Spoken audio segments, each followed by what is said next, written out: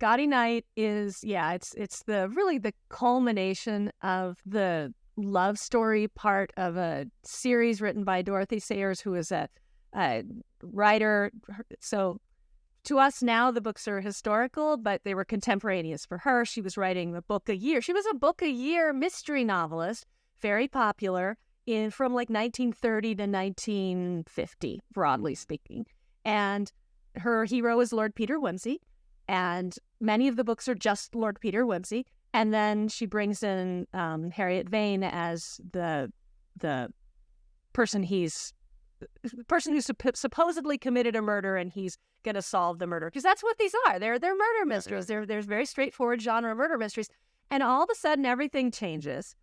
And any book that has Harriet Vane in it is a different book. It is a genre mystery, but it's also this, there are also these stories of growth, and suddenly her hero, Lord Peter Wimsey, starts to grow and change and evolve and become much more three-dimensional, which before he was kind of he was almost a P.G. Wodehouse stereotype in some ways. And I think she surprised herself by the depth of it. And then the reason that I love Gaudy Night so much, I mean, it's a bunch of reasons. First of all, she has this heroine, Harriet Vane, who is a murder mystery writer, who only writes genre murder mysteries and is trying to write something a little deeper, which is, of course, who she is and what she's doing. And I think, secondly, granted, she was popular in her time, so she can kind of do whatever she wanted, but she also didn't, she could have just kept turning out the same thing over and over again. Agatha Christie really just kept turning out the same thing over and over again, and Dorothy Sayers didn't want to be that. Yeah. Right? So she let herself go in this direction of having both the mysteries that she was good at and this really, that is the love story in this book is, it's just an ultimate love story. Why, we've talked about all the things we loved about the book, and I could keep going. I have tons of pages tabbed here, but why this book as opposed to the others? That is a really good question. And there sort of always exists the chance that if you had asked me at a different moment, I would have offered you something else. But I can't actually think of what that would have been.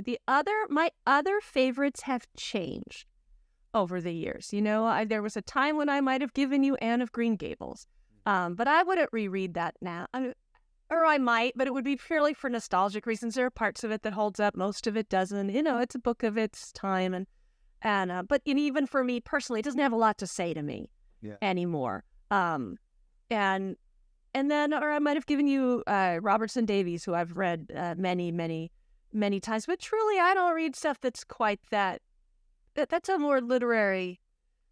I don't know who that is. Tell me. He's a Canadian. He's a very literary Canadian writer. I tend not to read very much literary fiction anymore. That was a different part of my life. And I might reread those again. This one I reread every year, every couple of years. When I'm unhappy, I go to this because it's a world I can live in, and yet it's very different from our world. And I feel like it's kind of got everything. It's so plotty.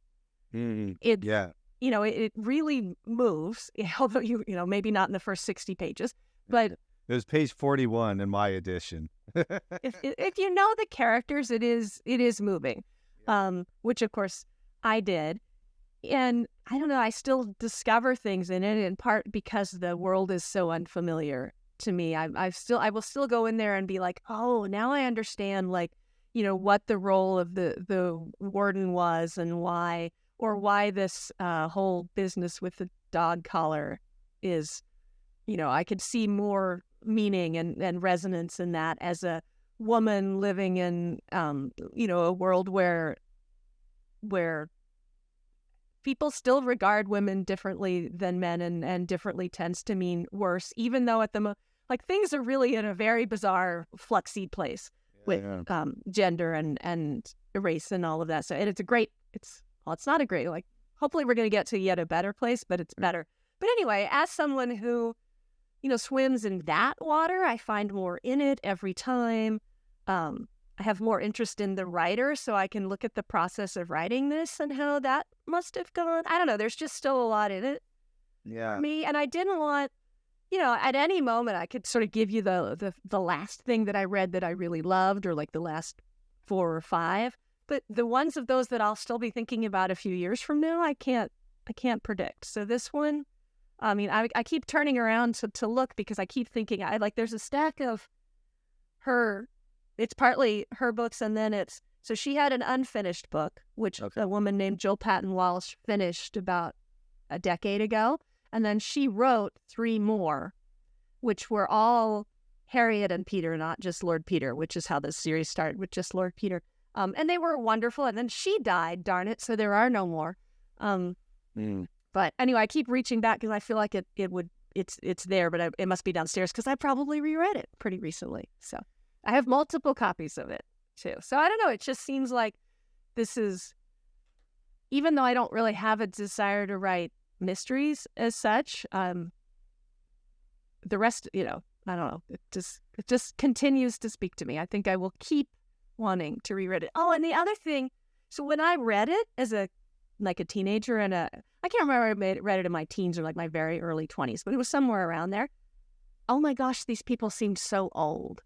I was like, wow, look, this is what happens if you don't marry, if you don't find your partner until you're really, really just old. Because she talks about Lord Peter as though he's really old because he's older than she is and stuff like that. Yeah. And so, I went back to his last time. I was like, wait a minute, she's 28, or something like that. And he's 34. It's, they're not old. They're very much, from our perspective, at the moment when they should be making these kinds of commitments. It's just that they're kind of old in their context. So I don't know. That's been fun to watch the story, my reaction to the story change as I do in fact get old.